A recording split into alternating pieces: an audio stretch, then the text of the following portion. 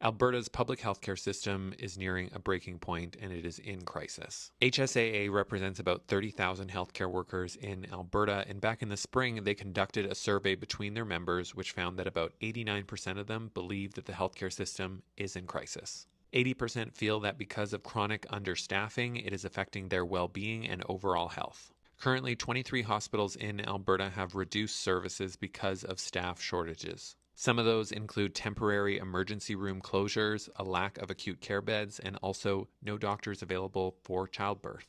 On Thursday, we heard the story of an 11-year-old boy who had his chemotherapy treatment in Edmonton canceled because of a lack of beds. Chemotherapy treatments need to be carefully scheduled, not too far apart from each other and not too close together. So you can only imagine the stress his family is feeling just trying to keep their child alive. When Danielle Smith became the Premier of Alberta, she said that she would fix healthcare in 90 days, and it has been years. Currently, we don't even have a chief medical officer in the province.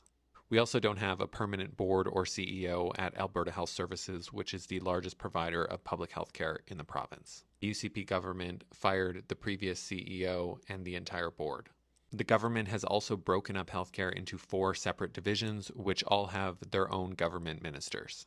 They've also allowed for private clinics to begin operating throughout the province, and this fall they are introducing legislation which will allow Albertans to pay out of pocket for diagnostic services. A lot of experts predict that this will cause public healthcare workers to move into the private system where they could potentially be paid better or at least have better working conditions, which will ultimately make public healthcare get even worse and force Albertans to have to pay for services if they want to access them.